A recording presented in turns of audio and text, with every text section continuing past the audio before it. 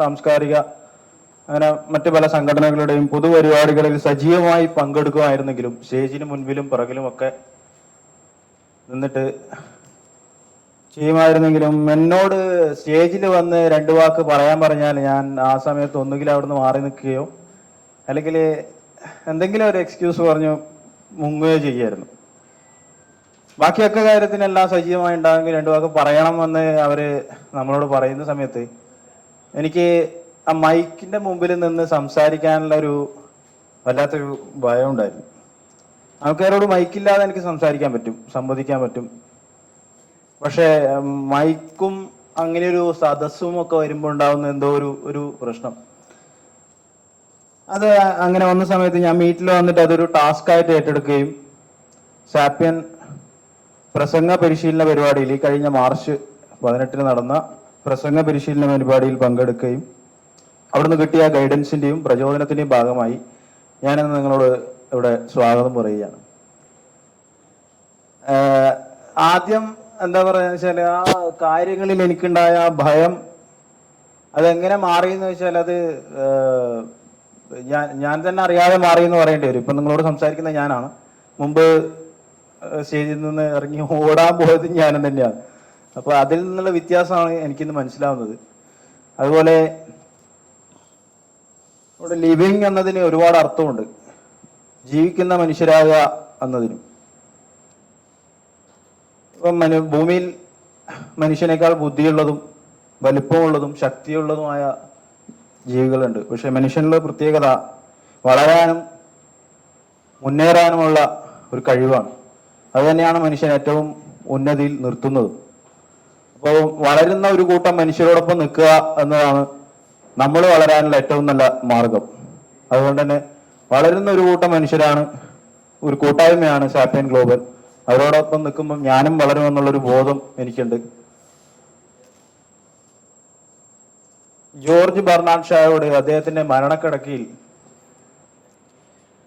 നിങ്ങൾക്ക് ഇനിയൊരു ജീവിതം ജീവിക്കാൻ ആഗ്രഹം ഉണ്ടായിരുന്നെങ്കിൽ നിങ്ങൾ എന്താകുമായിരുന്നു എന്ന് ചോദിച്ച സമയത്ത് അദ്ദേഹം ഒരു നിമിഷം മൗനമായിരുന്നതിന് ശേഷം ഒരു ദീർഘനിശ്വാസത്തോടെ പറഞ്ഞത്,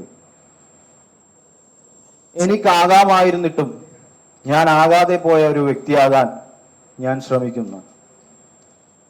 അപ്പോ നമുക്ക് ആകാൻ ശേഷിയുണ്ടായിട്ടും നമ്മൾ ആകാതെ പോകുന്ന മനുഷ്യരായി പോവാതിരിക്കാൻ നമ്മൾ തന്നെ ഈ പറയുന്ന പ്രോഗ്രാമിനോടൊപ്പം നിൽക്കുകയും മുന്നേറുകയും ചെയ്യണമെന്നാണ് എനിക്ക് പറയാനുള്ളത്. അപ്പം ആദ്യമായി ഈ പരിപാടിയുടെ ചീഫ് മെൻറ്ററായ ഹാഷിഖ് സാറിനെ സ്നേഹത്തോടെ ഈ പരിപാടിയിലേക്ക് സ്വാഗതം ചെയ്യുന്നു. ഇപ്പം ഇന്നത്തെ ഈ പരിപാടിയുടെ കോർഡിനേറ്റർ റംലത്തയാണ്. റംലത്തയെ ഈ പരിപാടിയിലേക്ക് സ്വാഗതം ചെയ്യുന്നു. അതുപോലെ ഈ ഗ്ലോബൽ മീറ്റിനോടൊപ്പം സജീവമായി നിൽക്കുന്ന ലീഡേഴ്സ്, സപ്പോർട്ടേഴ്സ് ആൻഡ് പ്രൊമോട്ടേഴ്സ് അവരെയും സ്വാഗതം ചെയ്യുന്നു. എല്ലാറ്റിനും ഉപരി ഈ പരിപാടി വിജയകരമാക്കുന്നത് ഇന്നിവിടെ പരിപാടിയിൽ എത്തിച്ചേർന്നിരിക്കുന്ന നിങ്ങൾ ഓരോരുത്തരുമാണ്. നിങ്ങൾ ഓരോരുത്തരെയും സ്നേഹത്തോടെ ആർദ്രവുമായി ഈ പരിപാടിയിലേക്ക് സ്വാഗതം ചെയ്യുന്നു. ഒരിക്കൽ കൂടി നിങ്ങൾ എല്ലാവരെയും ഈ പ്രോഗ്രാമിലേക്ക് സ്വാഗതം ചെയ്തുകൊണ്ട് ഞാൻ ഈ പരിപാടിയുടെ മുന്നോട്ടുള്ള നടത്തിപ്പിനായി ആഷിഖ് സാറിനെ ഇതിലേക്ക് ക്ഷണിക്കുന്നു.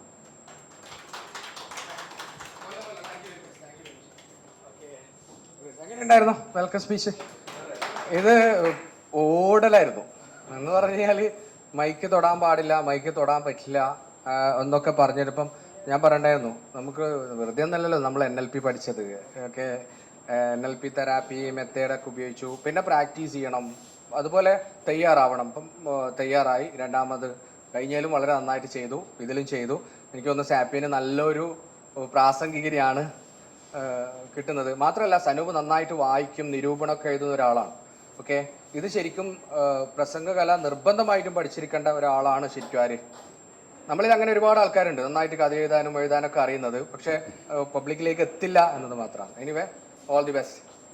ആ കഴുത്തിൽ തന്നെ. Okay Ramlitha. Thank you Sanoop. പുതിയ കുറേ മുഖങ്ങൾ കാണുന്നുണ്ട്, പുതിയ ആൾക്കാർ ഒന്ന് പെട്ടെന്ന് നമുക്ക് പരിചയപ്പെടാം. പേര് പറയാ, എവിടെ നിന്ന് വരുന്നതെന്ന് അറിയാം, എങ്ങനെയാ സായിപ്പേരിൽ എത്തിന്, എന്താണ് ജോലി. ഓക്കെ. രാജേഷാണ്, വടകരയിൽ നിന്നാണ് വരുന്നത്. ഗോൾഡ് വർക്ക് ചെയ്യാണ്. പരസ്യം അറിഞ്ഞത് FB കൂടിയാണ്.